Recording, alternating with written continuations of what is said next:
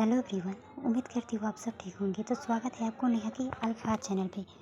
तो बिना देरी की स्टोरी की शुरुआत करती है। ये मेरी स्टोरी है मांझा तेरा मेरा। पिछले एपिसोड में हमने सुना था कि कैसे जीविका को ना थोड़ा एहसास होता है कि शायद उसकी वजह से जिज्ञासा की लाइफ में बहुत मुसीबतें आती है। इस बात से वो बहुत उदास रहती है। जिज्ञासा उससे पूछती है तो जीविका बताती है। जिज्ञासा उसे समझाती है कि ऐसा बिल्कुल भी नहीं है, मैं तुमसे प्यार करती हूँ, तुम्हारी लाइफ में जो भी सिचुएशन आई उसके साथ खड़ी रहूँगी। तो ये मत सोचना कि मैं मुसीबत में हूँ, बिल्कुल भी नहीं, और तुम्हारी वजह से कभी नहीं आ सकती।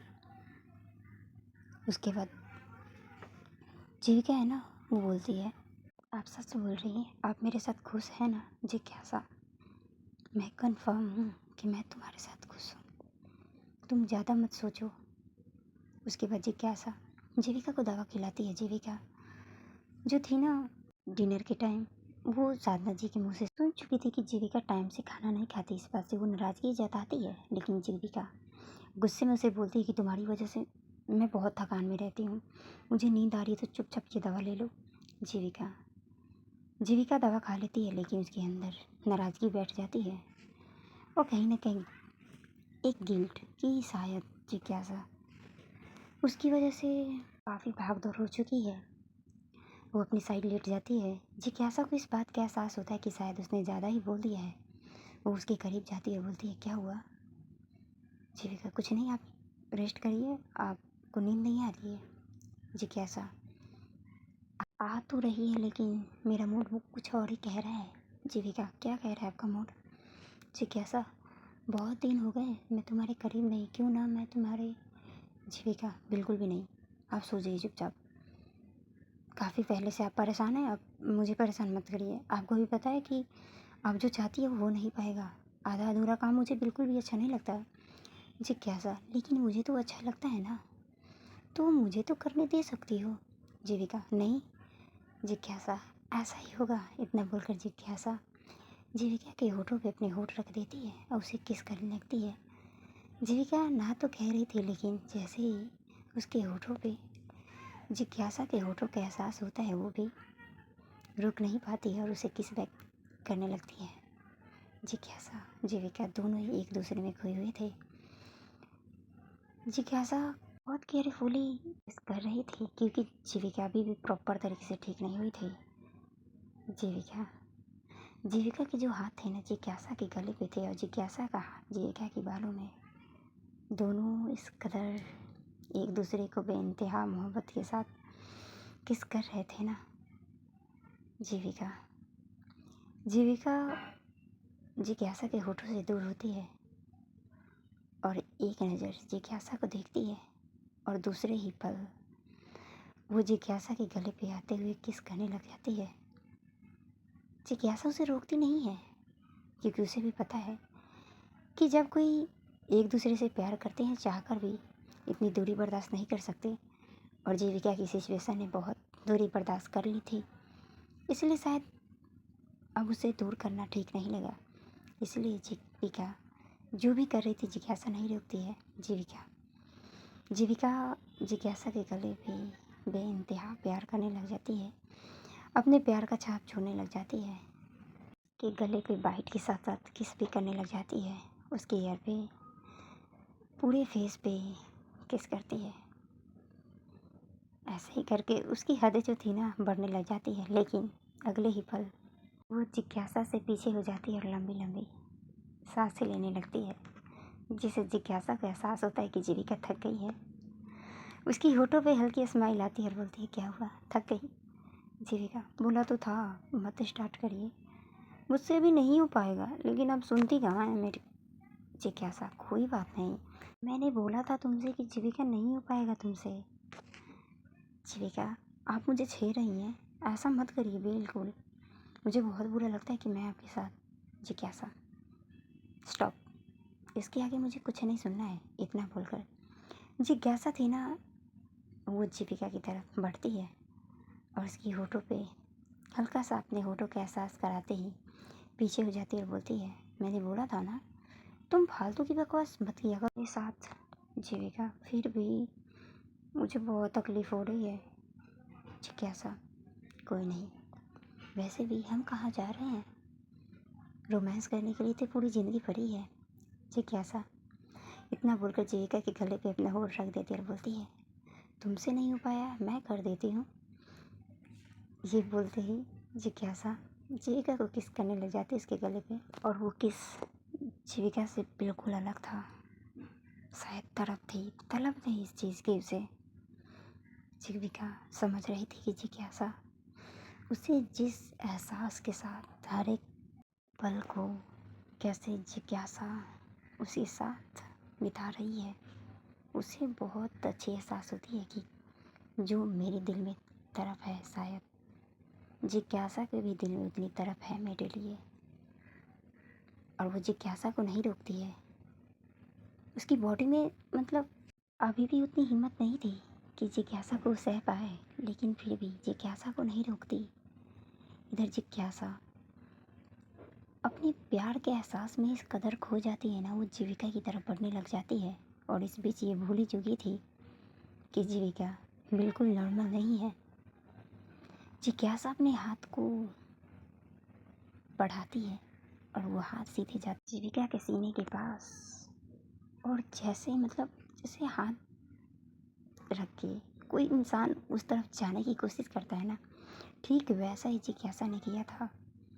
और उसे एक आह की आवाज़ सुनाई देती है। जिज्ञासा झट से पीछे हो जाती है और बोलती है, आई एम सॉरी, मैं भूल गई थी, I am sorry Jeevika.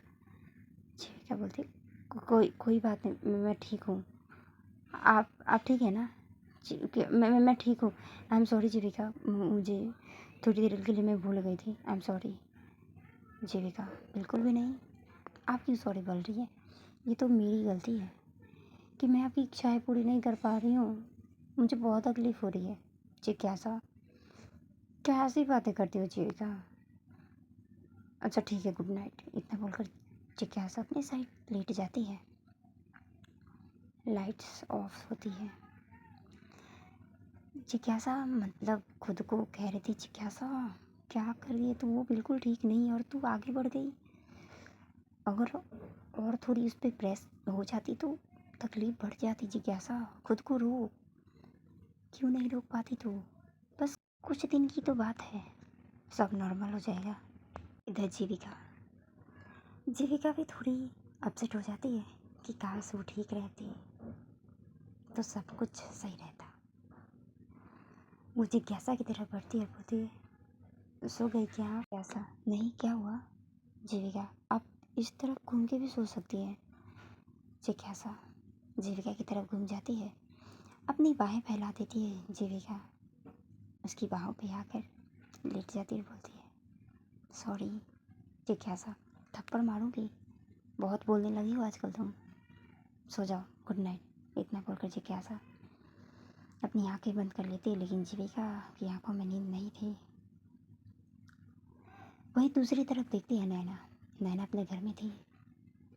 Naina dinner कर चुकी थी, माही को सुला चुकी थी और वो बालकनी के सामने खड़ी थी। वो चांद को देख रही थी, तभी उसका फ़ोन रिंग करता है। वो फ़ोन किसी और का नहीं बल्कि नैना की एक्स हस्बैंड का था। नैना कॉल देखती है लेकिन पहला कॉल इग्नोर कर देती है। उसका कॉल देखते ही मूड बिल्कुल ख़राब हो चुका था, लेकिन कॉल वो दोबारा बजती है। इस बार नैना खुद को नहीं रोकती और कॉल रिसीव करते बोलते, बोलो क्या है? क्यों बार बार कॉल करते हो? कितनी बार कहा है मैंने तुमसे कि मेरे पास कॉल मत किया करो, कोई रिश्ता नहीं है तुम्हारा मेरे से।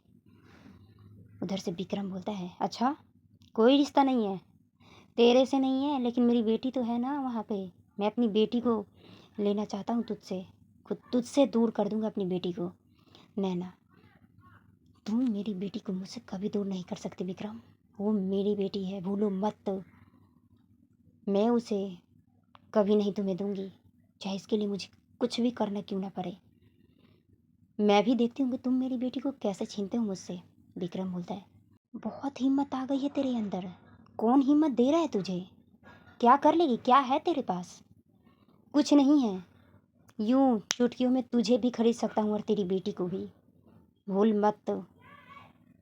और तेरे साथ भी क्या कर सकता हूँ ना, ये बताने की ज़रूरत नहीं है। बहुत पहले दिखा भी चुका हूँ और बता भी दूंगा। नैना, पहले की बात अब याद मत दिला विक्रम। बहुत अत्याचार सहे मैंने तेरे, लेकिन अब नहीं। अगर मेरी बेटी को हाथ भी लगाया ना तो हाथ काट दूंगी तेरा। और तू कानूनी तौर पे जीत के दिखा, मैं भी देखती हूँ कि तू कितना दम लगाता है और कितना पैसा। तो विक्रम था ना, वो बोलता है बहुत बोल रही है तू। कौन सा दे रहा है तेरा? हाँ, भूल मत, अगर कोई तेरा साथ भी देगा ना वो जान से जाएगा। तो सोच लियो, अगर किसी का साथ लेना चाहती है ना तो उसका साथ हमेशा के लिए छुड़ा दूंगा तेरे से। नैना, देख लेंगे क्या कौन कर सकता है। क्यों, अकर सब खत्म हो गई क्या? मैंने पहले भी कहा था, मैं तुमसे विनती की थी विक्रम, याद है ना, कि मेरी बच्ची को छोड़ दो। लेकिन नहीं, तुम मेरी बच्ची के साथ भी अन्याय करते रहे। उस पेट में पल रही बच्ची तक नहीं तुमने छोड़ा था। हर रोज मारते थे ना मुझे तुम, फिर भी मेरी बच्ची मेरे लिए इस धरती पे आई। और तुम चाहते हो कि मैं अपनी बच्ची को तुम्हें दे दूँ? भी नहीं, मेरे जीते जी तुम मेरी बेटी को कभी नहीं ले सकते, शायद मर जाने के बाद। लेकिन नहीं भी, मर जाने के बाद भी मैं कुछ ऐसा करके जाऊंगी ना कि मेरी बेटी तुम्हारे पास कभी नहीं आ पाएगी। विक्रम, देखता हूँ कब तक अपनी बेटी को तू संभालती है और मुझसे छिपा के रखती है। भूल मत, वो मेरी भी बेटी है। नैना, तू बाप कहलाने के लायक नहीं है कि वो तेरी बेटी है। वो तुझसे पता है डरती है, तुझे जानती तक नहीं कि तू इसका बाप है। अगर मैंने नहीं बताया होता ना तो उसे पता भी नहीं होता कि तू उसका बाप है। पता है, मैंने इसलिए बताया कि वो देखे कि दुनिया में सब एक जैसे बाप नहीं होते हैं, तुझ जैसे दरिंदे भी होते हैं। शायद उसकी किस्मत खराब थी कि तुझ जैसा बाप उसे मिला, लेकिन तुझ जैसे बाप की परछाई उसके ऊपर नहीं पड़ने दूंगी मैं। विक्रम, बहुत बोल रही है तू, गुस्सा मत दिला मुझे, नहीं तो मैं कुछ ऐसा कर दूंगा ना तेरे साथ कि तू पछताएगी बहुत। नैना, तो क्यों करते हो कॉल बार बार? तुम कह रहे हो ना कि तुम केस लड़ोगे, तो लड़ो ना, क्यों मुझे बार बार कॉल कर देते हो मेरे पास, किस हक से? हाँ, धमकी देना चाहते हो? भूल जाओ, नैना नहीं हूँ मैं जो तेरी धमकियों से चुप हो जाऊंगी, बिल्कुल भी नहीं। इतना बोलकर नैना कॉल कट कर देती है। नैना ने इतनी हिम्मत करके विक्रम को इतना बोल तो दिया था, लेकिन विक्रम का कॉल कटते ही नैना की आंखों में आंसू आ जाता है और बोलता है, विक्रम मुझे पता है तुम बहुत बेकार आदमी हो, तुम्हारी पहुंच बहुत लंबी है, लेकिन क्यों नहीं छोड़ देती मेरी बेटी को तुम? आखिर क्या चाहती हो तुम? और मैंने तुम्हें आज इसलिए कहा कि कानून का सहारा लो, क्योंकि मुझे पता है अगर तुम गुंडागर्दी का सहारा लोगी तो मुझसे मेरी बेटी दूर कर दोगे। और मैंने तुम्हें इसलिए आज गुस्सा दिलाया ताकि तुम कानून के दायरे में रह के मुझसे लड़ो, और शायद जीत मेरी ही होगी। नैना अपना फ़ोन सीने से लगाए हुए ही सोच रही होती है, उसकी आंखों से आंसू आ रहे होते हैं। तभी उसका फ़ोन दोबारा रिंग करता है। उसे लगता है कि शायद विक्रम है और बिना देखे ही कॉल उठाती है और बोलती है, मैंने कितनी बार बोला है कि कॉल मत करो, क्यों परेशान करते हो मुझे? क्या कम तकलीफ़ दिया है तुमने पहले जो अब भी देने पे मजबूर कर रहे हो? नहीं दूंगी अपनी बेटी को तुम्हें, कभी नहीं। इतना बोलकर नैना चुप हो जाती है। उसे एहसास होता है कि उधर से कोई भी आवाज़ नहीं आ रही है। नैना बिल्कुल चुप। तभी उधर से आवाज़ आती है। क्या हुआ? उसका कॉल आया था दोबारा। नैना नैना को एहसास होता है कि ये साक्षी का कॉल है। बोलती है, साक्षी जी आप, क्या हुआ, आप इतनी रात को कॉल की हैं? साक्षी, मेरे सवालों का जवाब दो, क्या विक्रम प्रताप का कॉल आया था? नैना नैना आप झूठ भी तो नहीं बोल सकती है, क्योंकि उसकी झूठ पकड़ी जो गई थी। नैना बोलती है, हाँ आया था। साक्षी, क्या बोल रहा था? नैना, वही घिसी पिटी बातें, आपको भी तो पता है ना। आप बताइए, आपने इतनी रात को कॉल क्यों किया है? साक्षी बोलती है, वो मुझे तुमसे कुछ बात करनी थी। मुझे कुछ पता चली है विक्रम प्रताप के बारे में, इसलिए मैंने तुम्हारे पास कॉल किया था। नैना, क्या हुआ, कुछ हुआ है क्या? साक्षी, वो मैंने बोला था तुम्हें कि मैंने उसके पीछे आदमी लगवाए हैं, तो उन्होंने बताया कि वो बहुत सारे वकीलों के पास दौड़ रहा है, लेकिन कोई भी उसका केस लेने के लिए तैयार नहीं है शायद, इसलिए वो तुम्हें धमकी देने के लिए कॉल किया था। हाँ, शायद हो सकता है, लेकिन साक्षी जी, आपने मुझसे वादा किया है कि आप माही को कहीं नहीं जाने देंगी मुझसे दूर। साक्षी, वादा किया है तभी तो निभा रही हूँ। तुम्हें क्या लगता है उसका केस क्यों कोई नहीं लड़ रहा है? क्योंकि उसका सामना इस साक्षी से होने वाला है और शायद वो जीत भी ना पाए, इसलिए तो नहीं लड़ रहे हैं। मैंने भी उस दिन विक्रम को बोल दिया है कि चाहे जितनी दम लगाना है लगा ले, मेरी बच्ची को मुझसे दूर नहीं कर पाएगा। नैना, थैंक यू साक्षी जी, आप सच में मेरे लिए बहुत कुछ करती हैं। साक्षी, अच्छा तुम हर बार थैंक यू क्यों बोलती हो? ये भूल जाती हो कि मैं तुमसे प्यार करती हूँ, तुम्हारे लिए कुछ भी कर सकती हूँ। नैना चुप सी हो जाती है। साक्षी बोलती है, डिनर कर लिया तुमने? नैना, हाँ कर लिया। साक्षी, माही कहाँ है? नैना, माही सो चुकी है, मैंने पहले उसे सुला दिया है। साक्षी, तो तुम अभी तक क्या कर रही हो? तुम्हें भी अभी तक सो जाना चाहिए था, जाओ सो जाओ। नैना, नींद नहीं आ रही थी इसीलिए मैं जगी थी। साक्षी, क्यों, क्या हुआ? कुछ प्रॉब्लम आ गई है? नैना, कुछ नहीं साक्षी जी, बस ऐसे ही सिचुएशन काफ़ी बिगड़ चुकी है साक्षी जी। जीविका की लाइफ नॉर्मल नहीं है, ना ही मेरी है, और मेरी वजह से ना ही आपकी है। हर सिचुएशन बिगड़ी हुई है, कैसे समेटेंगे हम? साक्षी बोलती है, मुझे पता है कि तुम सबका फिक्र बहुत करती हो, लेकिन तुम्हें ये भी तो पता होनी चाहिए ना, जीविका के पास जिज्ञासा है संभालने के लिए, और तुम्हारे पास मैं हूँ, और मैं तुम्हारी वजह से कभी भी परेशान नहीं हो सकती। नैना, मैंने तुम्हें कितनी बार बोला है। नैना, आपने डिनर कर लिया साक्षी जी? साक्षी बोलती है, नहीं अभी नहीं किया, मन नहीं था। नैना, अच्छा मैं अभी तक नहीं सोई तो आप मुझे सुना दिया और आपने तक डिनर नहीं किया, तो ये कौन सी, आपने बहुत बढ़िया काम कर दिया। साक्षी, ओ हेलो, क्या हो गया तुम्हें? तुम्हारी लैंग्वेज चेंज कैसे हो गई? मेरा मन नहीं था तो मैंने नहीं किया। नैना, क्यों नहीं था मन? जाइए चुपचाप डिनर कर लीजिए, उसके बाद ही कॉल करिएगा, गुड नाइट। इतना बोलकर नैना जो थी ना, कॉल कट करने वाली थी कि तभी साक्षी की उधर से आवाज़ आती, हेलो नैना, सुनो मेरी बात, मैं कर लूँगी डिनर लेकिन रुक तो। नैना बोलती, क्या बात है बोलिए। साक्षी बोलती है, वो मम्मी कह रही थी कि तुम घर आओ, तो क्या तुम कल आ सकती हो मम्मी से मिलने, माही को लेकर? लेकिन नैना, लेकिन आपको पता है ना साक्षी जी, मुझे। साक्षी बोलती, हाँ मुझे पता है कि तुम्हें अच्छा नहीं लगता किसी और के घर जाना, लेकिन मम्मी पता नहीं क्या तुमसे बात करना चाहती, इसीलिए मुझसे बोली है। मैंने कभी तुम्हें पर्सनली बोला है क्या? नहीं ना, वो तो मम्मी की जिद है, इसलिए मैंने तुमसे बोल दिया। बाकी तुम्हारा फैसला, तुम्हें जैसा ठीक लगे तुम देख लेना, अगर आना हो तो कल कॉल कर देना, नहीं तो देख लेना तुम्हें जैसा ठीक लगे। इतना बोलकर साक्षी बोलती है, गुड नाइट नैना। नैना, गुड नाइट। साक्षी कॉल कट कर देती है और बोलती है, क्या लगता है साक्षी वो आएगी?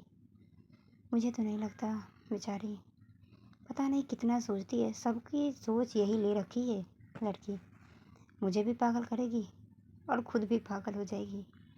इतना बोलकर साक्षी जाती है नीचे, तो देखती है उसकी मम्मी उसकी वेट कर रही थी। मम्मी के पास साक्षी जाती है, बोलती है, क्या हुआ मम्मी, अभी तक आप जगी हैं?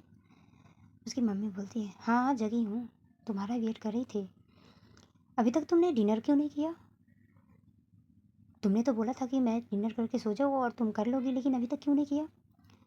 साक्षी, लेकिन मम्मी मैंने कर लिया, आप टेंशन लेने की ज़रूरत नहीं है, मैंने कर लिया डिनर, वो तो मैं बस पानी की बोतल लेने आई थी। हाँ हाँ, झूठ बोलना तो कोई तुमसे सीखे, मुझे से झूठ बोल दिया जाता है लेकिन उससे नहीं बोला जाता है। साक्षी, क्या हुआ मम्मी, आप कितना ही मुझे डांट रही हैं, क्या हुआ? मैंने बोला तो कि मैंने डिनर कर लिया है। साक्षी की मम्मी, हाँ झूठ तू ना सिर्फ मुझसे बोल सकती है और किसी से नहीं, मैं ही तेरी झूठों में आ जाती हूँ। साक्षी, बट हुआ क्या माँ, बताइए ना। साक्षी की मम्मी, तूने अभी तक डिनर नहीं किया, ये बात मुझे नैना से पता चली, और नैना ने मेरे पास अभी कॉल किया था कि मैं तुझे जाकर बोलूँ डिनर करने के लिए। मुझे तो पता ही नहीं चलता कि तूने डिनर नहीं किया है, और पता नहीं कितनी रात ऐसे ही सो गई होगी तू। साक्षी होती ओ नैना, जो मुझे सुनाई थी वो कम था क्या कि मम्मी से भी बोलकर मुझे सुनवा दिया? क्या प्रॉब्लम है? तभी जो साक्षी की मम्मी थी ना, वो बोलती है नैना को बोलने से पहले ना 1000 बार सोच लेना। अगर तुमने एक शब्द भी उसे बोला ना और गुस्सा किया ना, तो साक्षी समझ जाना मैं तुम्हें बहुत मारूंगी। साक्षी, माँ ऐसी बात नहीं है, वो क्या है ना, मैं भूल गई थी और मुझे भूख भी नहीं थी ना, इसीलिए। तो साक्षी की मम्मी बोलती है अच्छा तो अभी दौड़ क्यों आ गई? क्या नैना ने तुझे डांट दिया? साक्षी अपना सर नीचे कर लेती है। इस बात से साक्षी की मम्मी को एहसास होता है कि हाँ, शायद नैना ने उसे डांटा है। साक्षी की मम्मी बोलती है अच्छा हुआ कि नैना तेरी लाइफ में आई। कोई तो ऐसा है जिसे तू डरती है, नहीं तो मेरे से तो तू झूठ ही बोलती रहती है और तेरी लाइफ में कोई है भी नहीं। अच्छा हुआ कि नैना बेटा ने तुम्हारी लाइफ में एंट्री मारी। कोई तो है जो तुझे डरा सके। साक्षी, मम्मी कुछ भी मत बोलो, मुझे बहुत भूख लगी है, आप डिनर लगा दो। साक्षी की मम्मी बोलती है अच्छा भूख लग गई है? भूख की बातों ने आज तुम्हें भूख लगाने पे मजबूर कर दिया, वाह वाह क्या बात है। साक्षी बोलती है मम्मी प्लीज़ मत छेड़ो, वैसे भी मैं काफ़ी परेशान हो चुकी हूँ उनकी डांट से और आपकी बातों से। साक्षी की मम्मी अच्छा ठीक है बैठ। उसके बाद साक्षी की मम्मी डिनर लगाती है। थोड़ी देर बाद डिनर करने के बाद साक्षी की मम्मी अपने रूम में चली जाती है। साक्षी अपने रूम में जाती है, वो नैना के पास कॉल करती है और बोलती है कि मैंने डिनर कर लिया। नैना बोलती है अच्छा ठीक है सो जाइए, कॉल कट कर देती है। और ये दिन था ना ऐसे ही बीतने लगती है। इस बीच जीविका काफ़ी ठीक हो गई थी, मतलब कह सकते हैं हाँ प्रॉपर तरीके से लगभग ठीक हो चुकी थी। जिज्ञासा भी अपने कॉलेज जाना स्टार्ट कर चुकी थी। वो कॉलेज जाया करती थी, यहाँ कर जीविका का ख्याल रखना, उसे बहुत सारी बातें करना जीविका को बहुत अच्छा लगता। घर में सब कुछ नॉर्मल होने लगा था, बस एक बात छोड़कर। साधना जी, साधना जी कभी मिस्टर शर्मा से खुलकर बात नहीं करती थी, बस हाँ ना काम की बातें बस। और ये सब जिज्ञासा और जीविका नोटिस कर रहे होते हैं। दूसरी तरफ नैना जो थी ना, नैना की लाइफ में भी बहुत बड़ी मुसीबत आ चुकी थी। विक्रम प्रताप ने केस कर दिया था कस्टडी केस के लिए। कोई लॉयर था जो साक्षी के खिलाफ लड़ना चाहता था, शायद पैसे के दम पे। साक्षी उस लॉयर को नहीं जानती थी। साक्षी भी नैना की तरफ से लॉयर बन के जाती है, केस लड़ती है, बहुत सारी तारीख पे तारीख दी जाती है।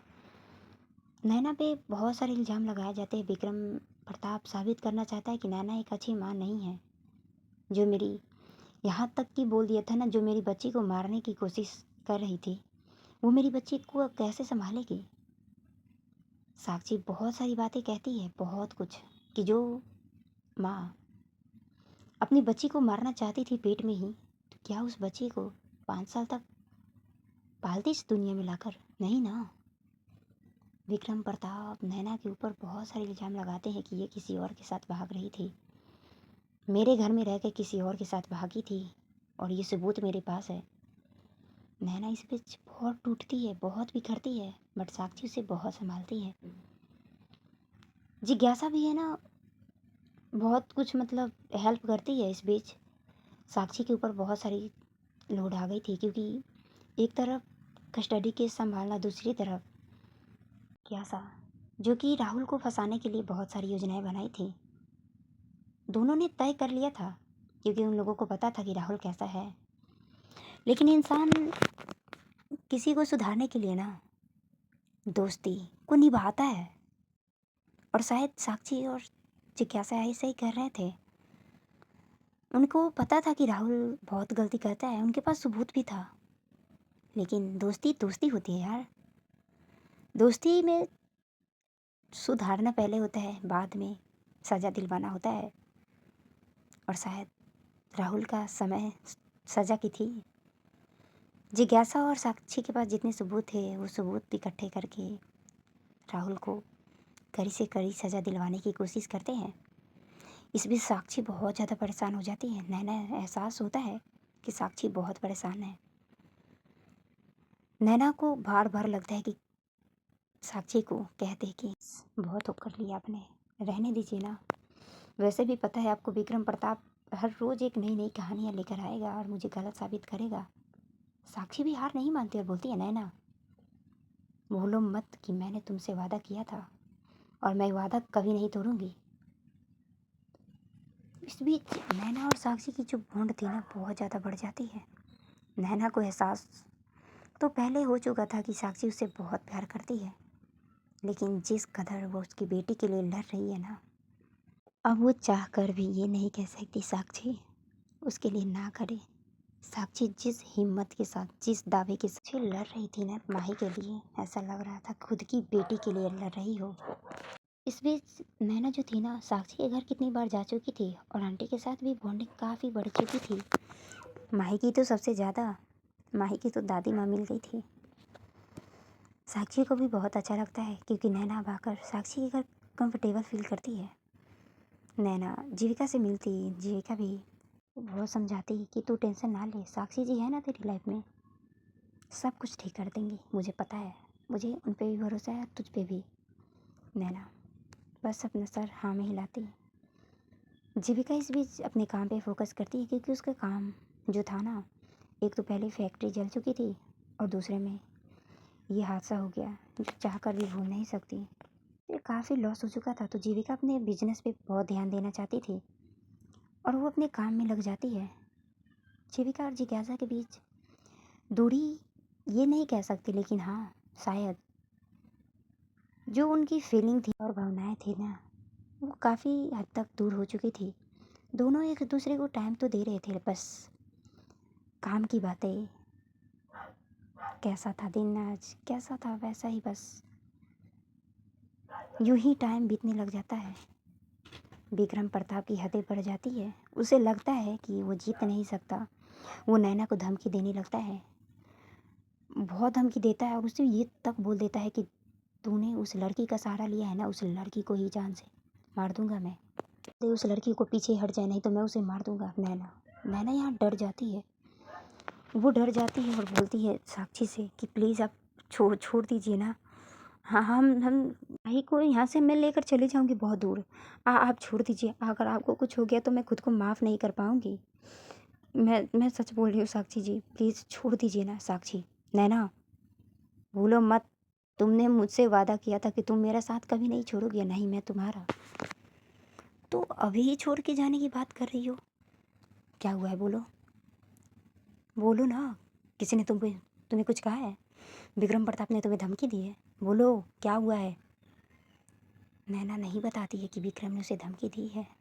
साक्षी बहुत पूछती है, जब नैना नहीं बताती है खुद ही वो विक्रम प्रताप को मिलने के लिए बुलाती है।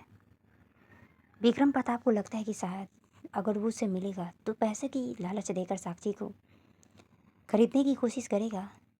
नैना को इस बात की खबर नहीं रहती कि वो दोनों मिल रहे हैं।